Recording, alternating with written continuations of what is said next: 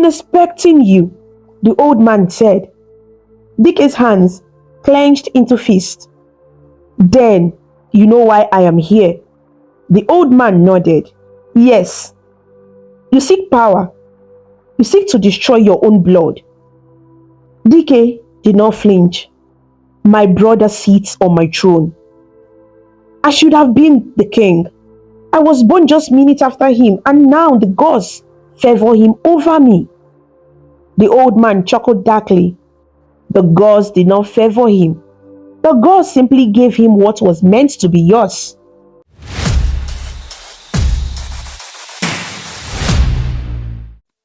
The great Igbo kingdom of Umuaba was a land of peace and prosperity, ruled by wise kings and guided by the laws of the gods. The people were hardworking, their farmlands rich, and their rivers full of fish. The marketplace bustled with traders, the sounds of laughter and music filling the air during the many festivals celebrated throughout the year. It was in this blessed land that two brothers were born under the same star, twin princes destined for greatness. But though they shared the same blood, their hearts were like night and day. Prince Dozie, the elder by mere minutes, was a man of kindness and wisdom. The people of Umuaba loved him dearly because he ruled with fairness. His voice was gentle yet firm. His heart was pure yet strong. He listened to the cries of his people and made sure they never suffered. Under his rule, Umuaba flourished and the people celebrated him.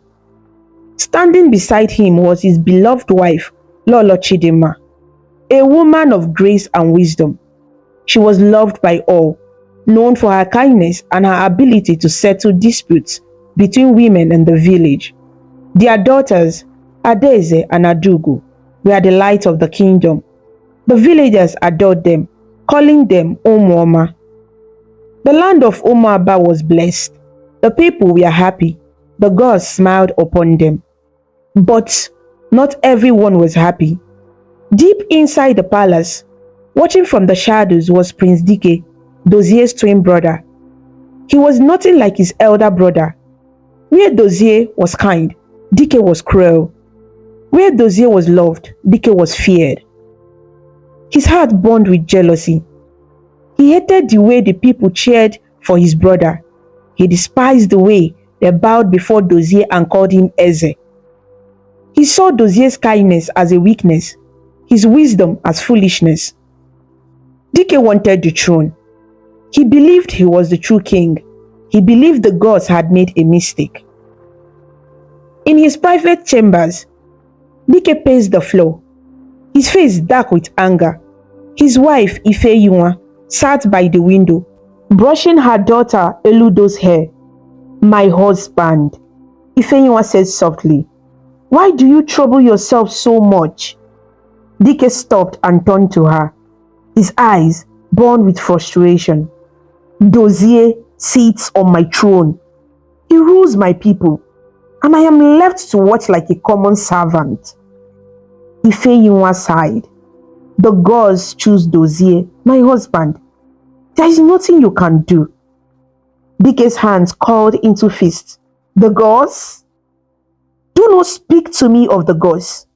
The gods made us twins, yet they made him king. Dozie was born only minutes before me. Minutes! How does that make him greater than me? Eludo, his younger daughter, looked up at him with wide eyes. Papa, she said in her small voice, why do you hate Eze Dozie? Dike's face softened for a moment as he looked at his daughter. He did not hate Dozie. He hated what Dozie had, the love, the respect, the throne. He has taken what belongs to me, my daughter, Dike said bitterly. One day, you will understand. Ifeyinwa shook her head. Dike, you are his brother. You should support him, not fight him. Dike let out a bitter laugh. Support him? Do you not see how the people look at me? They fear me. They whisper about me. They call me Dike or Jaw behind my back. Ifeyinwa sighed. She had heard the whispers too. Dike the wicked. That was what the people called him. My husband, he said carefully. Perhaps if you showed kindness, the people would love you too. Dike scoffed. Kindness. Kindness is what made Dozie weak. I am not weak, Ifeyinwa. I am strong, and soon everyone will see it. Ifeyinwa frowned. What do you mean? But Dike did not answer. He had already begun thinking of ways to take the throne. Meanwhile, in another part of the palace, Eze Dozie sat with his wife Lolo Chidinma, watching their daughters play in the palace gardens. The sound of their laughter filled the air, bringing a smile to his face. Our daughters are growing into fine young women, Dozie said. Lolo Chidinma nodded. Yes, my husband, they are blessed, just like you. The people love them because they love you. Dozie sighed. But not everyone loves me. Lolo Chidinma looked at him with concern. You are thinking about Dike again. Dozie nodded. He is my brother. Yet, he does not see me as one. His heart is full of bitterness. I fear what that bitterness may lead to. Just then, a voice interrupted them. It was Maazi Ikenga, one of the king's elders. My king, he said, bowing deeply. Rise, Maazi Ikenga. Dozie said, what news do you bring? Maazi Ikenga hesitated before speaking. My king, I must tell you, there are whispers in the village. Lolo Chidinma gasped. What do you mean? Maazi Ikenga lowered his voice. My king, the people say that Prince Dike isn't happy with you on the throne. I advise you to be careful. The heart of a jealous man is dangerous. Dozie sighed deeply. He had hoped that Dike would one day let go of his anger, but now it seemed things were getting worse. Lolo Chidinma placed a gentle hand on his shoulder. My king, perhaps you should speak to him again. Dozie nodded. Yes, I will call for my brother. I will speak to him one more time. But Prince Dike was not ready to listen. That night, as the moon rose high in the sky, he sat in his chamber, deep in thought. The room was dark, only light coming from the small oil lamp on his table. His loyal servant Chike stood nearby, watching him carefully. My prince, Chike said, you have been quiet all evening. Dike smiled coldly. I am thinking, Chike, thinking of how to take what is mine. Chike hesitated before speaking. The people love your brother. If you try to take the throne by force, they will fight you. Dike's smile did not fade. Then, I will not take it by force. Chike frowned. Then how, my prince? Dike leaned forward, his eyes burning with determination. I will find a way. I will bring my brother down. The gods may have chosen him, but I will make the people doubt their choice. Chike swallowed hard. He had served Dike for many years, and he knew that once his prince had made up his mind, nothing could stop him. Dike's hands curled into fists. He would find a way. He would take the throne, or he would destroy his brother trying. Prince Dike rode through the dense forest of Ndiogoro, his heart burning with determination. He was no longer willing to sit in his brother's shadow. The throne was his birthright, and he would do whatever it took to claim it. The path ahead was dangerous. The people of Umaba whispered about Ndiogoro in fear. It was a place where men entered and never returned. The trees stretched high into the sky, their thick branches blocking out the sun. The deeper he went, the darker it became. Strange noises echoed from the bushes, the cries of unseen creatures, the rustling of leaves. though no wind blew. His horse neighed, frightened. It refuses to go further. Foolish beast, Dike muttered, jumping down from the horse's back. He tied it to a tree and continued on foot. The air was thick with a strange smell, a mixture of burning herbs, blood and decay. And then, through the mist, he saw it.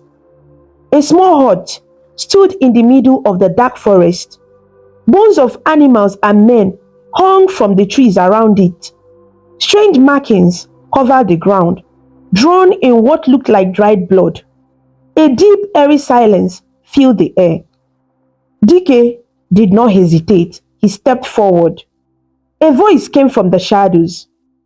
"You are bold, Prince Dike." Dike stopped.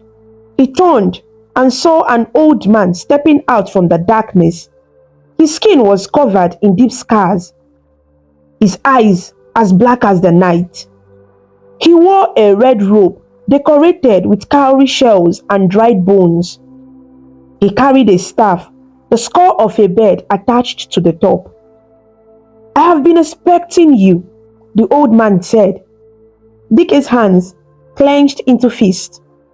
"Then you know why I am here." The old man nodded. "Yes. You seek power. You seek to destroy your own blood." Dike did not flinch. "My brother sits on my throne. I should have been the king. I was born just minutes after him, and now the gods favor him over me." The old man chuckled darkly. "The gods did not favor him. The gods simply gave him what was meant to be yours." Dike's eyes widened. "What do you mean?" The old man leaned closer. "Dozie was not always meant to be king, but his soul was pure, and the gods changed their minds. They gave him power. They took it from you." A fire burned in Dike's heart. So the gods had taken his birthright and given it to his weak brother? He would make them regret it. "Tell me how to take back what is mine," he demanded. The old man smiled, revealing sharp, rotten teeth. "There is only one way. You must pay the price of blood." Dike's breath slowed. "Whose blood?" The old man's black eyes gleamed. "The blood of an innocent." Dike frowned. "A child?" The old man shook his head. "No, a pure-hearted maiden, one untouched by any man. Only then will the gods surrender their power to you. Only then will your brother fall before you." Dike's heart pounded. He could feel the weight of the decision before him. And then, as quick as doubt came, it vanished. What was one life compared to a throne? "What must I do?" he asked. The old man stepped back and traced a symbol in the dirt. "Find a maiden, one who loves you, one who trusts you. Her blood must be spilled willingly. If she fights back, the ritual will fail." Dike nodded.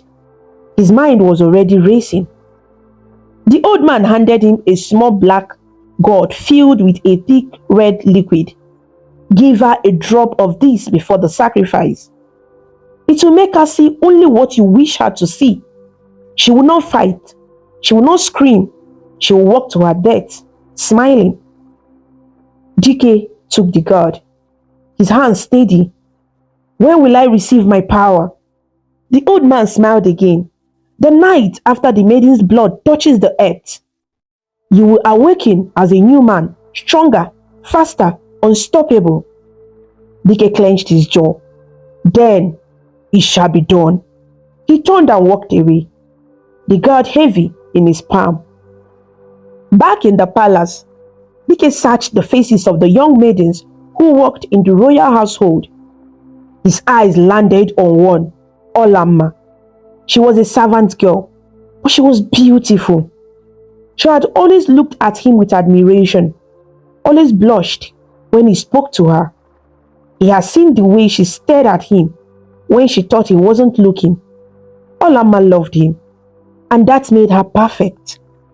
That evening, Dike approached her while she was drawing water from the palace well. Olamma, he said, his voice soft.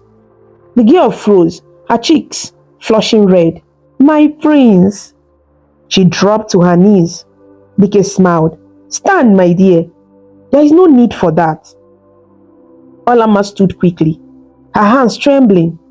She had served in the palace for years, but the prince had never spoken to her so kindly before.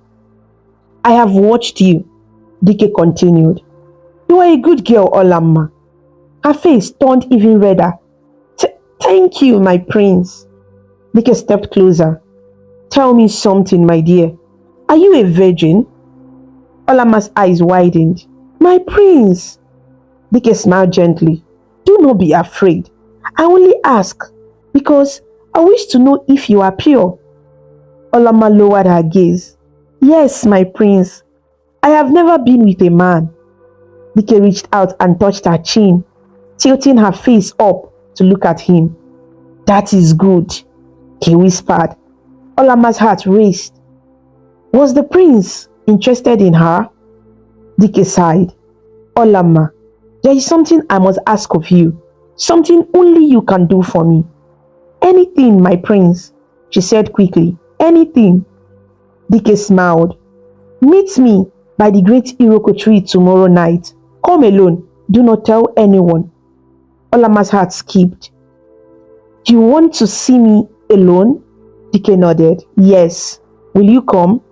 Olamma's breath was shaky, but she nodded. Yes, my prince, I will come. Dike stroked her cheek. Good girl. As he walked away, a wicked smile played on his lips. The moment had come. The next night, Olamma arrived at the great Iroko tree, her heart pounding with excitement. She had never been alone with a man before, let alone a prince. Dike was already there, standing with his back to her. He turned when he heard her footsteps. You came, he said. Olamma nodded shyly. Yes, my prince. Dike held out a small wooden cup. Drink this, he said. Olamma hesitated. What is it? Dike smiled. A gift. It will make you feel special. Olamma blushed. She took the cup and drank. Her vision blurred for a moment. The world seemed to shift. She blinked and suddenly, Dike looked even more handsome. His voice sounded like music. Her heart swelled with love. She smiled at him. Dike reached for the knife hidden in his robes, and then, days later, Olamma was never seen again. The palace was restless. Olamma's disappearance had set the entire royal household on edge. Servants whispered among themselves, their voices low but filled with worry. Where could she have gone? A young maiden asked, looking around cautiously. I heard she was last seen fetching water. Another replied. Maybe she ran away, a guard suggested, shaking his head. Some girls leave the palace to chase love or escape hardship. But deep inside, many knew the truth. Olamma was not the type to disappear without a word. When days passed without a single trace of her, the rumors grew louder. Even the market women spoke in hushed tones about the missing maid. Finally, King Dozier himself took action. Send the best guards, he ordered, his voice firm but troubled. Search the forest, the rivers, every village near and far. Olamma must be found. The guards obeyed, setting out immediately. They searched high and low, calling out her name, questioning travelers, speaking to elders in distant villages. But she was nowhere to be found. And only one man knew why. Dike. As the search continued, Dike watched from the shadows, a wicked smile playing on his lips. His heart did not feel guilty. Olamma's blood had been spilled. Her innocent life had sealed his fate. He could feel it, the power coursing through his veins, the dark energy whispering to him. He was no longer just a man. He was something more. He was ready. That night, as the palace slept, Dike moved like a shadow. His steps made no sound, his breath steady and calm. He had waited long enough. It was time. With his newfound strength, he pushed open the heavy doors of the king's chambers without effort. The guards stationed outside had fallen into a deep sleep, a trick from the portion the old man had given him. Inside, Eze Dozie lay in bed, his breathing slow and steady, peaceful. Dike's fingers curled into fists. His brother did not deserve peace. Stepping forward, he let his power rise within him. His eyes darkened, his muscles tightened. His brother would not wake up again. As if sensing danger, Dozie stared, his eyes fluttered open, meeting Dike's cold gaze. "Dike," he murmured, confusion in his voice. Dike did not respond.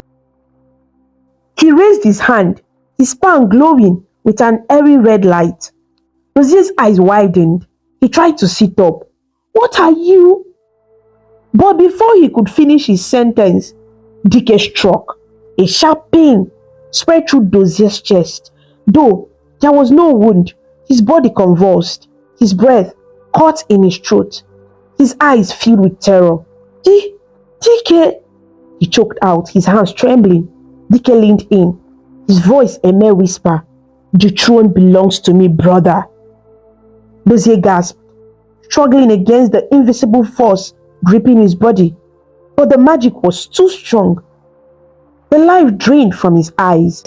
And just like that, the great King Dozie was no more. Dike stepped back, breathing heavily.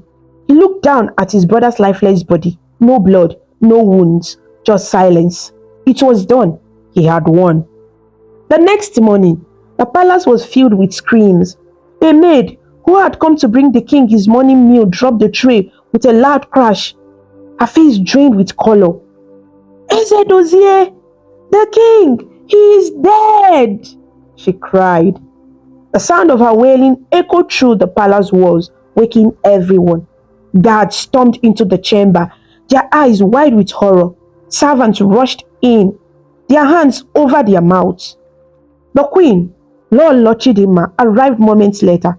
Her daughters, Adeze and Adugo, clung to her as she stood frozen at the doorway.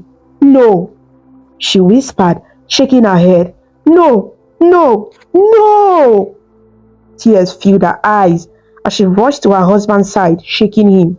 Dozie, wake up!" But he did not move. His face was frozen in shock, his body cold. Lolo Chidinma let out a painful cry, holding onto his lifeless form. Her wails filled the palace halls, reaching even the ears of the people outside. Soon, the entire kingdom knew their beloved king was dead, and no one knew why. The people grieved. The villagers gathered outside the palace, their faces filled with sorrow. "The king is dead," someone shouted. Mothers held their children close, fathers bowed their heads in mourning. "How could this happen?" an old man asked, shaking his head. "The king was strong, he was healthy." "Did someone kill him?" another woman whispered. But there were no wounds, no sign of struggle. The palace elders summoned Didibia Okenwa to explain the mysterious death. When he arrived, dressed in his long black robes, he placed his hands on the king's body and closed his eyes. Moments passed in silence. Then he opened his eyes and shook his head. "The gods have taken him," he announced. The people gasped. "But why?" one of the elders asked. Okenwa shook his head again. "Some things are beyond our understanding." He had lied. The Dibia knew what had happened, but he had no reason to tell the truth. Dike stood nearby watching everything unfold. No one suspected him. No one knew the truth. That night, as the palace joined in sorrow, Lolo Chidinma made a decision. She could see it clearly now. Dike had done this. He had killed her husband, and if she stayed, he would come for her next. He would kill her daughters. She could not allow that. So under the cover of darkness, she took Adeze and Adugo by the hand. "Follow me," she whispered. "But Mama," Adeze started. "Now," her voice was firm. She led them through the secret passage behind the palace, a path only she and the king had known. Their feet moved quickly, but their hearts were heavy. Tears streamed down Lolo Chidima's face as they left behind everything they had ever known. The palace, the throne, her husband's memory. But she did not stop. She could not stop. If they stayed, they would not survive. With no ruler left, Dike ascended the throne. The elders had no choice. The kingdom needed a king, and so, on a cold morning, Dike stood before the people of Umaba, dressed in the royal robes. A wicked smile touched his lips. He had waited for this moment. He had won, or deep down, something whispered to him, this is only the beginning. The day Dike was crowned king, darkness fell over Umaba. The people watched in silence as he stood before them, draped in the royal robes that once belonged to his brother. His face was cold, his eyes sharp. There was no kindness in them, only hunger. Hunger for power, hunger for control. As the village elders placed the royal crown on his head, no one cheered, no one sang. There was no festival, no drums, only silence. And in that silence, a new era began, an era of fear. Dike wasted no time in showing his true colors. The morning after his coronation, he called his guards. I want soldiers at every farm, he ordered. All harvest belong to me now. The guards hesitated. One of them, Obina, stepped forward. But my king, the people need food to survive. Dike turned to him slowly, his gaze sharp as a spear. And who is king here? Obina. His voice was calm, but there was a storm beneath it. Obina swallowed hard. You are my king. Then obey me. Or do you wish to be the first example? Obina quickly bowed. Forgive me, my king. It shall be done. And so, the soldiers marched into the farms. They took everything. The yams, the cassava, the cocoyams, even the chickens and goats were not spared. The villagers cried and begged. But the soldiers had no choice. They feared Dike more than they feared the gods. That night, the people went to bed hungry, and the next night, and the next. Dike ruled with an iron fist. He killed without reason. One evening, an old woman named Nneka approached the palace gate. Her bones were weak, her face filled with sorrow. She knelt before the palace guards, her voice trembling. Please, my king, she cried. My grandchildren are starving. We have not eaten in days. Please have mercy. The guards exchanged nervous glances. One of them whispered, let her go before the king hears her. But Dike had already heard. From his throne, he looked down at the old woman. You dare beg for food? He asked, his voice slow and dangerous. Nneka trembled. My king, guards! Dike's voice thundered. Two guards rushed forward. Take her to the square, Dike ordered. The guard hesitated. But my king, she's just an old... Dike's eyes flashed with rage. Do as I say. And so, the old woman was dragged to the village square. Before the eyes of the entire kingdom, she was executed. The people gasped. A few women cried, but no one spoke, no one protested. Because to challenge King Dike was to invite death. But not everyone was willing to live in fear. A group of brave young men from Umaba decided that enough was enough. We cannot let this monster continue, said Dike, their leader. His voice was filled with anger, his fist clenched. We must kill him. The others nodded. They had lost too much. Their fathers, their mothers, their sisters, all had suffered under Dike's rule. That night, they armed themselves with spears and knives. Dressed in dark clothes, they moved like ghosts through the village, heading towards the palace. Their hearts pounded. Their hands were steady. Their mission was clear. Kill the king. But Dike was waiting. Before they could even reach the palace gate, soldiers surrounded them. One by one, they were cut down. Some tried to run. None survived. By morning, the people woke up to a horrifying sight. The bodies of the young warriors lay in the village square, their eyes still open in death. A message was carved into the wooden post beside them. This is what happens to those who challenge me. Fear spread through the land like fire. No one dared to fight again. Even his own family feared him. Even Dike's own wife, Ifeyinwa, feared him. She had once loved him, but the man she married was gone. One night, as they sat in their chamber, she turned to him. "My king," she whispered. Dike looked at her with cold, unfeeling eyes. "What is it, Ifeyinwa?" She swallowed. "Our daughter, Eludo. She's scared of you." Dike's expression darkened. "Scared?" His voice was sharp. "Why would my own daughter fear me?" Ifeyinwa hesitated, but she knew she had to speak. "You are not the same man I married," she said softly. "You have changed." Dike stood up suddenly, his presence like a storm. "I am king," he roared. Ifeyinwa flinched. He stepped closer, towering over her. "Never forget that." She lowered her gaze. "Yes, my king." From that day on, Ifeyinwa and Eludo walked on eggshells around him. They dared not anger him, dared not question him, because even his own family was not safe. The people cried to the gods for help. Day and night they prayed. At the village shrines, the priest begged the spirits to intervene. "Oh, great gods of our ancestors," they chanted, "see our suffering. Save us from this wicked king." But the gods did not answer.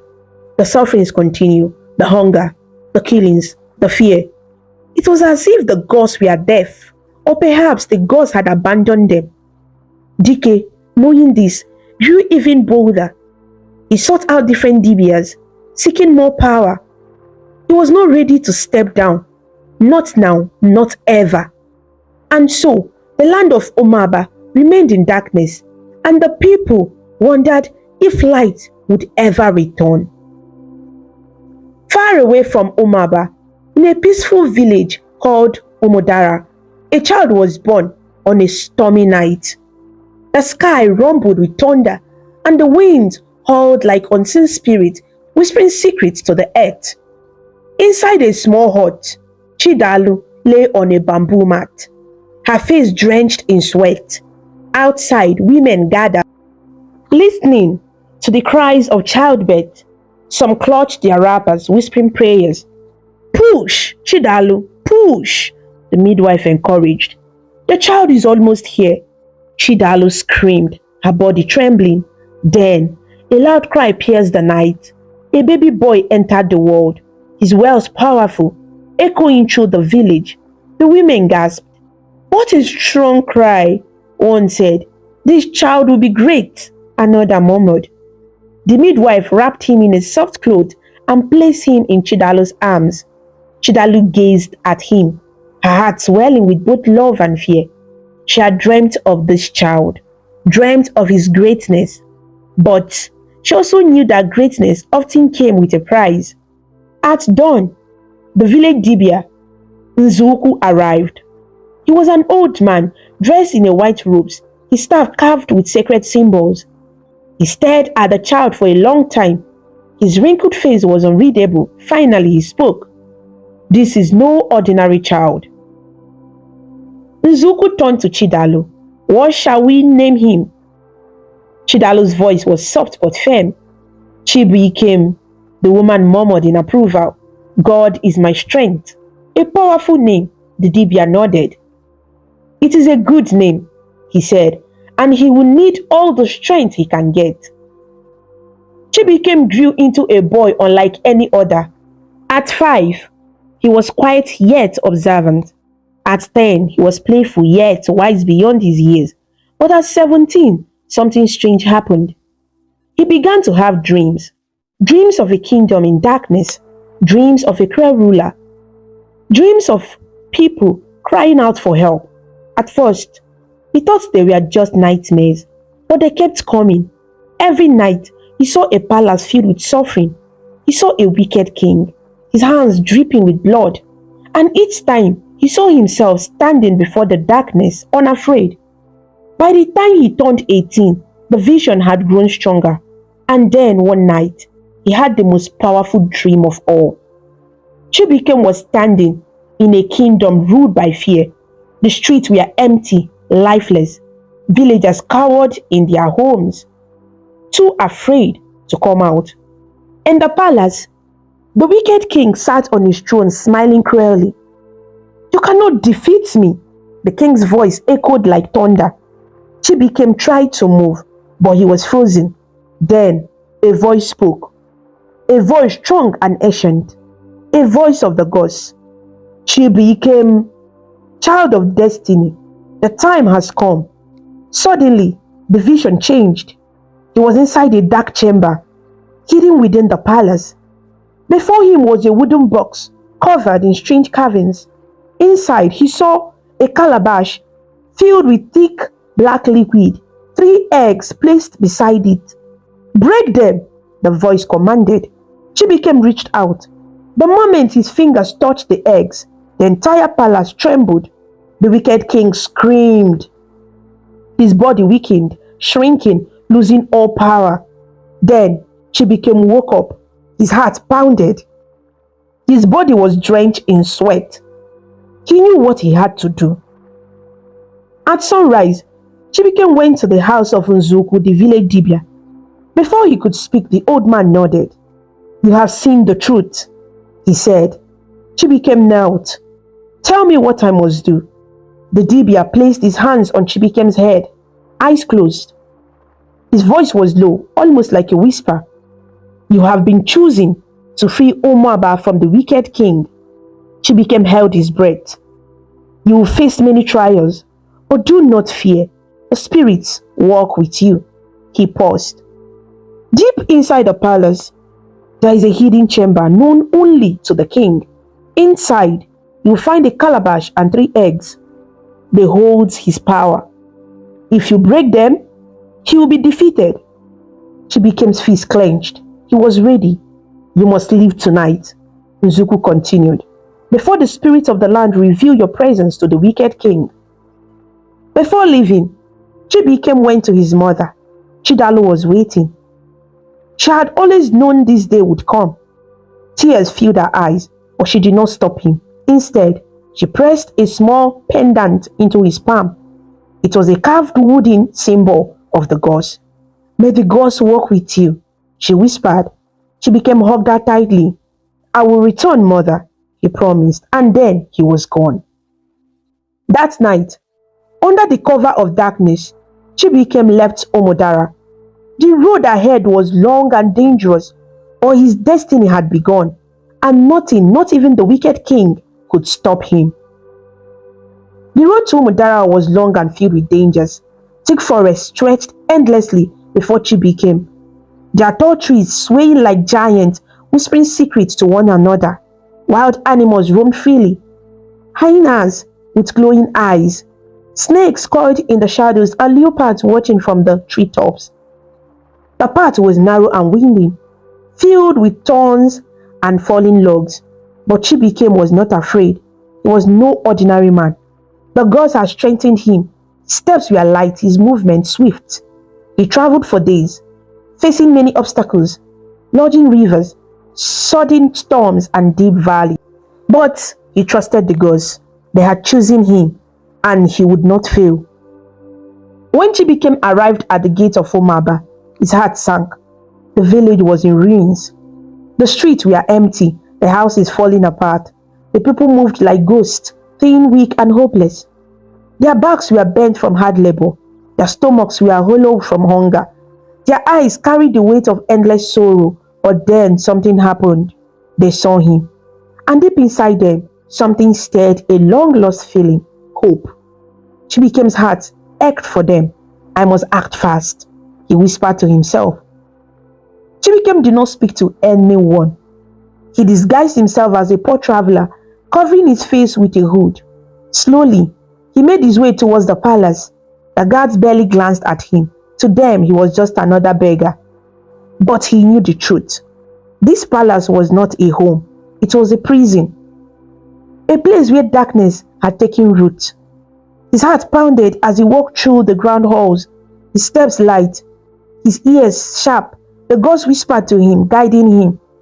He followed their voice through the maze-like palace, deeper and deeper until he finally reached the forbidden room. The door stood tall before him, carved with strange symbols. The wood was old, cracked with time. But as Chibuikem reached for the handle, a force pushed him back. He staggered, his body trembling. Dark magic. The wicked king had sealed the door, protecting his source of power, but Chibuikem was prepared. He reached into his small leather bag and pulled out Oda Acid, a powerful weapon given to him by the Dibia. He crushed them in his palm. Then he blew the dust into the air. The barrier shattered instantly. The door creaked open. Chibuikem stepped inside. Immediately, the stench of death filled his nose. Candles burned low, their flames flickering wildly as if afraid. In the center of the room sat a blackened calabash, resting on an ancient stool. Beside it, on a red cloth, were 3 glowing eggs. Chibuikem felt his heartbeat quicken. This was it, the source of the king's evil power. He knew what he had to do. He took a deep breath. Then, with all his strength, he lifted the calabash high above his head and smashed it against the ground. A deafening scream erupted through the palace. The very walls shook with fury. In the throne room, King Dike clutched his chest, gasping for breath. His vision blurred, his body trembled. He knew something was terribly wrong. "No!" he whispered. He tried to stand, but his legs gave way. The guards rushed to his side. "My king!" one cried, but Dike waved them away. His voice was weak, his body was failing. But Chibuikem was not done. He turned to the first egg and crushed it beneath the foot. Crack! King Dike fell to the ground, his body growing cold. His fingers twitched. His breath was shallow. The second egg shattered. Crack! Dike's skin turned pale. Sweat dripped from his forehead. The power that had once made him invisible was slipping away like sand through fingers. His eyes widened with fear. "No, this can't be!" Chibuikem lifted the last egg. For a moment, he stared at it. This was the end. This was what he had dreamed of. Then he squeezed it in his palm. The thick, black liquid spilled onto the ground. At that moment, Dike let out a final scream, a scream filled with rage, terror, and defeat. The palace shook violently, as if the gods themselves had come to pass judgment. Dike stumbled to his feet. His breathing ragged. His hands trembled. His vision blurred. Something was wrong. The power he had once felt rushing through his veins was gone. His body felt weak. This could not be happening. He was King Dike, the most feared ruler in the land. Yet, he could feel it. His strength had left him. His dark magic had been destroyed. He was now just a man, no stronger than the weakest villager he had once beaten, starved, and killed. For a long moment, the palace was silent. The people of Umaba stared, their eyes filled with shock. Could it be true? Was their nightmare finally over? Then, a voice rose from the crowd. "The king is weak." Dike's heart skipped a beat. Then, another voice, louder this time. "He's no longer powerful." And then another. "He's just like us now." Suddenly, the entire palace erupted with voices. Whispers turned into shouts. Shouts turned into roars. For years, these people had lived in fear. For years, they had watched their loved ones suffer and die. But now they saw the truth. Dike was powerless and they were no longer afraid. Dike's eyes darted around the room. His own guards had stepped away from him. Men who had once bowed before him now turned their backs. "No, this is not happening," Dike whispered. He took a step, then another, then he ran. He pushed past the villagers, his breath coming in ragged gasps. He had to escape. But there was nowhere to go. The people surrounded him, their faces burning with rage and vengeance. "You ruled us with fear," an elderly woman shouted, stepped forward. "But now, it is you who is afraid." The villagers closed in. Dike turned in every direction, but he was trapped. His hands clenched into fists. This could not be his end. He was a king. He could still rule, if only. But before he could act, a young boy picked up a stone and threw it at him. It struck Dike's shoulder. He staggered back, his face twisted in shock. Then another stone, then another.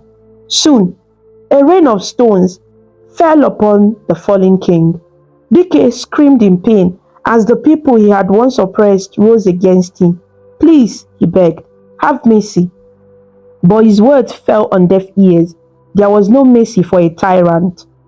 That night, the people of Umuaba made their final decision. The elders stood before the crowd, their faces stern and unmoving. "The punishment for a wicked king," said the eldest among them, "is death in the evil forest." A murmur spread through the crowd. A cursed place filled with wandering spirits of the wicked. Once someone was buried there, their soul would never find rest. Dike's face went pale. "No, please," he cried, falling to his knees. He clasped his hands together, begging like a common criminal. "I can change. I can be a good king." A young mother stepped forward, her eyes burned with sorrow and anger. She lifted her arm, revealing a deep scar on her wrist. "My husband worked in your fields," she said. "He stole a handful of yam because our children were starving. You cut off his hands and left him to die." Her voice trembled. "Did you give him a chance to beg?" Dike shook his head, sobbing. Another man stepped forward. "You killed my son for speaking against you." Another, "You burned my farm because I could not pay your tax." Another, "You took my daughter. She was only 14 and she was never seen again." Dike covered his face with his hands. The truth of his evil was being spoken out loud for all to hear. His sins were too many. His pleas were useless. Justice had come. That night, Dike was dragged through the village. His cries filled the air. His once royal robes were torn. His crown had fallen, and yet no one pitied him. The people marched to the evil forest, their torches lighting up the night sky. Dike thrashed and kicked, but the men holding him were too strong. At the edge of the cursed land, the elders stood in a solemn circle. The oldest elder raised his hand. "By the laws of our ancestors," he declared, "we return this wicked soul to the spirits of darkness. May he be forgotten forever." Dike's screams pierced the night. He begged, he pleaded, but the villagers did not listen. With one final push, they cast him into the evil forest. Darkness swallowed him. His voice faded into nothing, and then silence. The people of Umuaba stood still.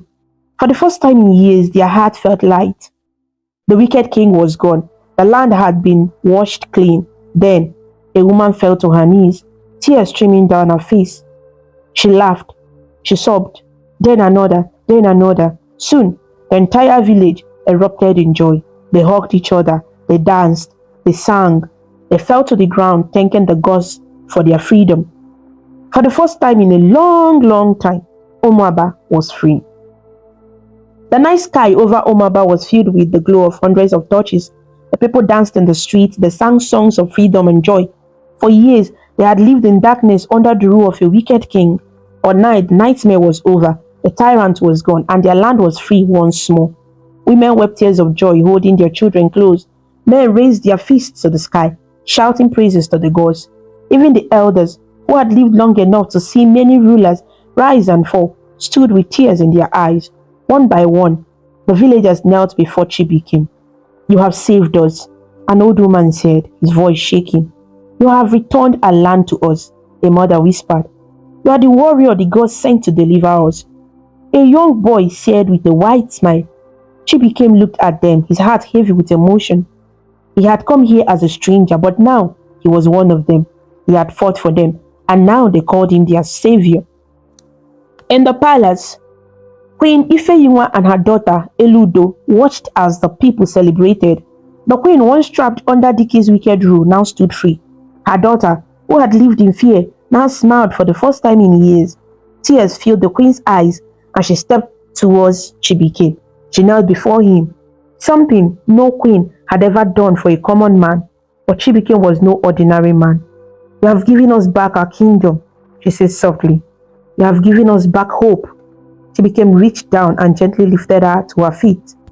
No queen should kneel before me, he said. The gods sent me to help, but it is the people who have taken back their land. Queen Ifeyiwa smiled, her heart swelling with pride and gratitude. Eludo, her daughter, stepped forward. She looked at Chibuike, her eyes filled with wonder. I thought no one could defeat my father, she said quietly, but you did. Chibuike sighed, not because I am strong, but because the gods willed it. She nodded, her respect for him growing. The people had already begun to chant his name. Chibuike, Chibuike, Chibuike, and then one of the elders stepped forward. The elders of Umaba, men with long white beards and wise eyes, gathered in a circle. They whispered among themselves, their voices low but firm. Then the oldest among them, Elder Obika, raised his hand. The crowd fell silent. We have seen many kings, he said, his voice deep and steady. We have seen kings who ruled with wisdom. We have seen kings who ruled with greed. And we have seen kings who ruled with fear. He looked at Chibuike, his gaze unwavering. But never have we seen a king chosen by the gods themselves. The people murmured in agreement. Elder Obika turned to the villagers.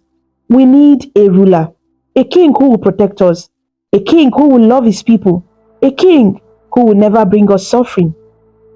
He stretched out his hand towards Chibuike. Nwani, the gods sent you to save us. Now, they ask you to lead us. A deep silence fell upon the crowd.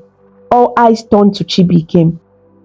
Chibuike felt his heart pound. Him, a king? He had never sought power. He had never dreamed of sitting on a throne. All he had wanted was to free the people, to destroy the evil that had poisoned this land. He had done that. His mission was complete. But as he looked at the faces of the people, he saw something he could not ignore: hope. These people trusted him, they believed in him, and suddenly he understood. This was not about power. This was about responsibility. The gods had sent him not just to free the people, but to lead them into a better future. He closed his eyes, and in that moment he knew. As Chibi came, he opened his eyes and turned to the elders. If the gods wish for me to rule, he said slowly, then I will not refuse them. The people cheered. The elders nodded in approval. Queen Ifeyiwa smiled, relief washing over her. Eludo's eyes sparkled with admiration. The villagers lifted him onto their shoulders, their voices rising to the heavens. Ezechibi came, Ezechibi came, Ezechibi came. At sunrise, the elders placed the golden crown upon his head. He was no longer just Chibuike, the warrior. He was now Ezechibi, one, ruler of Umaba. His first decree as king was simple, yet powerful. He stood before the people, his voice clear and strong. No ruler should ever again take from the people. The crowd nodded in agreement. No man shall wield power through fear. Mothers clutched their children close, tears in their eyes. This land belongs to all who call it home. The people cheered. Let peace and justice reign forever. His words echoed through the land, and the people rejoiced. With a new king, Umaba blossomed once more. The fields, once dry and barren, overflowed with harvest. The rivers, once thick with blood, ran clear now. The streets, once filled with sorrow, rang with laughter. The land that had been cursed by fear and blood was now blessed with peace and happiness. And for the first time in years, Umaba was truly free. Eludo sat by the palace window staring at the village below. The people of Umaba were rebuilding, sweeping away the dark past and embracing a new future. For years, she had been known as the daughter of the wicked king, a girl born into power but never truly free. Now her father was gone, and for the first time in her life, she felt relief instead of sorrow. She was no longer a prisoner in her own home. She could finally breathe. But what would the people think of her now? Would they ever trust her? Would they ever see her for who she truly was? She sighed, lost in thought. Then a voice startled her. You are deep in thought. Eludo turned sharply. Standing at the doorway was Chibuike, the young warrior who had changed everything. The man chosen by the gods to bring peace to the land. She felt her heart skip a beat. Eludo, he said softly, stepping closer. She lowered her gaze. I know what the people say about me, she murmured. I am the daughter of a tyrant. Chibikem studied her for a moment, then shook his head. "You are not your father," he said firmly. Eludo lifted her eyes, searching his face for judgment, but there was none. Only kindness. "Maybe not," she said, her voice barely a whisper. "But will the people ever believe that?" Chibikem smiled. "They will," he said. "In time, they will see what I see." Eludo's heart fluttered. "And what do you see?" she asked hesitantly. Chibikem hesitated for a brief moment, then spoke. "I see a woman with a kind heart," he said. "A woman who has suffered under her father's rule, just like the rest of us." He took a step closer. "And I see a future where you are not just the daughter of a fallen king, or a woman who helps rebuild this land." Tears welled in Eludo's eyes. No one had ever spoken to her like this before. No one had ever truly seen her. Days turned into weeks. Chibikem and Eludo spent more time together. She helped him organize village meetings. She walked through the streets, speaking with the people, listening to their needs. At first, the villagers were hesitant to trust her, but as time passed, they saw her kindness, they saw her intelligence, and slowly their hearts softened. One day, Chibikem and Eludo walked through the village. An elderly woman approached them. She looked at Eludo with tired but gentle eyes. "My child," she said, "you are your mother's daughter, not your father's." "She had a kind soul just like you," Eludo gasped. She had rarely had anyone speak of her mother. She blinked back tears. "Thank you," she whispered. The old woman smiled. Then she turned to Chibikem. "She will be a great queen one day," she said before walking away. Eludo turned to Chibikem, her cheeks flushing. "A queen?" He smiled at her, his eyes warm. "Maybe the girls have already decided," he said.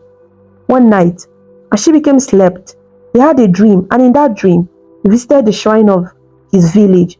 There, he knelt before the sacred fire, his heart heavy with thoughts of Eludo. Was she truly meant to be his queen? The flames flickered, and the voice of the seer, Nzuku, filled the silence. "You have questions, my son." Chibikem looked up. "I do," he admitted. "The gods have given me this throne. Oh, what of love? What of Eludo?" The older seer smiled. "Some destinies are chosen by men," he said, "and some are chosen by the gods."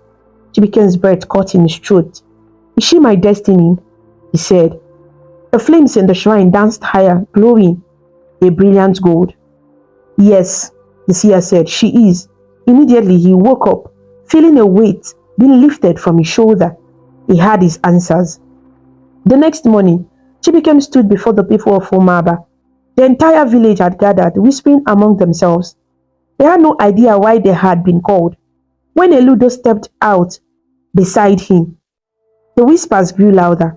Chibikem raised his hand, and silence fell. He turned to Eludo. "In the past weeks, you have walked among the people," he said. "You have listened to their voices. You have shown them kindness, and they have welcomed you as one of their own." Eludo's eyes widened, her hands trembling. Chibikem took a deep breath. "The gods have spoken," he continued. "They have shown me the path." He turned fully towards her, his voice steady. "Eludo, daughter of Ifeyinwa, will you stand beside me as queen of Umaba?" A gasp rippled through the crowd. Eludo covered her mouth, her heart racing. Was this really happening? She looked into Chibikem's eyes and saw no doubt, no hesitation, only truth, only love. Tears streamed down her face as she whispered, "Yes." The people erupted into cheers. A new queen had been chosen. Days later, the palace was filled with music and celebration. Drums beat loudly. Women danced in colorful wrappers. Men clapped and cheered. It was a wedding unlike any other. A wedding blessed by the gods. Eludo stood beside Chibikem, dressed in the finest beads and coral. Her heart swelled with joy. She was no longer just the daughter of a wicked king. She was now Queen Eludo, wife of King Chibikem. As the villagers celebrated, Chibikem took her hand. "The gods have brought us here," he said softly, "and now we will rule together." Eludo smiled, squeezing his hand. "Yes," she said, "together." But even as they celebrated, Chibikem knew the story was not over. Peace was only beginning, and soon new challenges would come. Would they be strong enough to face them? He looked at Eludo, his queen, and he knew the answer. Yes, together they would face whatever was to come. Together they would lead Umaba into a new future. The journey had only just begun. The sun rose over Umaba, casting golden light over a land that had suffered for too long. But today was different. Today, the people of Umaba woke up free. The heavy chains of oppression had been broken. The cruel rule of decay was over. And in this place, a new king sat upon the throne. Eze became one, the king of peace. For the first time in years, their hearts were filled with hope. Chibuike wasted no time in undoing the damage caused by decay. The first thing he did was lift the heavy taxes that had drained the people dry. Farmers who once watched their harvest stolen by the palace now gathered their crops with joy. What we reap, one farmer said with a smile, we will finally eat. The people cheered, their laughter filling the village square. Next, Chibuike opened the palace gate. The same gate that once symbolized death and fear now stood wide open for all. Traders, wise men, healers, and musicians from far and wide flocked to Umaba. The kingdom, once isolated, became a place of learning and prosperity. The village elders watched in shock. Eze Chibuike has done more in a few weeks than Dike in his entire reign. One of them murmured. Another nodded. The gods have finally blessed us with a wise king. By Chibuike's side stood his wife, Queen Eludo. She walked through the street, listening to the people, learning their struggles. She gathered the women of Umaba and spoke to them with kindness. My father ruled with cruelty, she said. I would not make same mistake. The women, once fearful, now looked at their queen with respect. Eludo was determined not to let them down. With their guidance, Umaba grew stronger. She encouraged trade, helped establish schools, and ensured that every child, boy or girl, had a chance to learn. Under Chibuike and Eludo's rule, Umaba became a land of wisdom and prosperity. Far beyond the borders of Umaba, in the village of Umodara, a woman sat by the river. She was Chidalu, the mother of Chibuike. For weeks she had prayed, for weeks she had waited, and then one day, a messenger arrived. He fell to his knees before her and spoke. Your son, he said, is now the king of Umaba. Chidalu gasped, her hands trembling. My son? She whispered. Yes, the messenger said with a smile. He has freed the people. He has brought peace. Tears filled Chidalu's eyes. The boy she had sent away, the boy who had been chosen by the gods, had become a king. Without hesitation, she gathered her things and set out for Umaba. When Chibuike heard that his mother was coming, he rushed to the gate to welcome her. As soon as he saw her, her heart filled with emotion. She looked older, but her eyes still held the same warmth. Mother, he whispered. She reached out, touching his face. I sent you on a journey as a boy, she said, her voice shaking. But the gods have returned you to me as a ruler. Chibuike took her hands in his. I could not have done this without your prayers, mother, he said. The people of Umaba, seeing their king embrace his mother, knelt in respect. They honored Chidalu, treating her as a queen mother. For weeks, celebrations filled the kingdom. Drummers played, dancers leaped, and the villagers feasted under the moonlight. It was a time of joy like no other. Chibuike was told the story of King Dozie and his wife and daughters. He sent out the guards in search of the late king's wife and her children, and in some days they returned to the palace and was thankful to the king. As the years passed, Umaba flourished. Chibuike and Eludo's love blossomed, and soon the people welcomed their first child, a strong and healthy prince. The kingdom erupted in joy. The people gathered in the village square, chanting, Ezudo, Ezudo, the king of peace. The name Ezudo spread beyond the borders of Umaba. Neighboring villagers sent messengers offering alliances and trade. Even Umodara, the village where Chibuike was born, became a close ally. No longer were there two separate lands. Now, there were one family. The drums of war had been replaced by songs of peace. Where there was once fear, there was now laughter. And so, the legend of King Chibuike the Just was passed down through generations. Elders told the tale around the fire, their voices filled with pride. They spoke of the boy with prophetic dreams, the boy who had been chosen by the gods, the boy who had defeated darkness and brought light to the land. And as children listened, their eyes wide with wonder, they whispered, "One day, we too will be as great as Ezechi became the king of peace." And so, the kingdom of Umaba would never forget. The world would always remember the story of the boy who became a legend. This story teaches us that good always wins over evil. Even when bad people have power, their wickedness will not last forever. Chibike was just a normal boy, but the gods chose him for something great. He faced many dangers but never gave up. He believed in himself and trusted that the gods would help him. Bike was a wicked king who hurt his people. He thought he would rule forever, but his evil ways led to his fall. This story shows that kindness, courage, and fairness make a great leader. A true king does not rule with fear, but with love and justice. Eludo, Dike's daughter, also teaches us an important lesson. Even though her father was wicked, she chose to be good. We are not defined by where we come from, but by the choices we make. In the end, peace and happiness return to Umaba. This tells us that when people stand together, they can overcome any darkness. Thank you so much for watching this amazing story about the two princes and Chibike on African Stories by V. If you liked it and felt inspired with your journey, please show your support by clicking the like button, sharing with your friends, and leaving a comment below. To see more interesting stories and learn about different cultures, subscribe to African Stories by V, and don't forget to ring the notification bell so you never miss a new story. The support means a lot and helps us bring more stories to you. Until we meet again, stay connected, stay inspired, and keep smiling.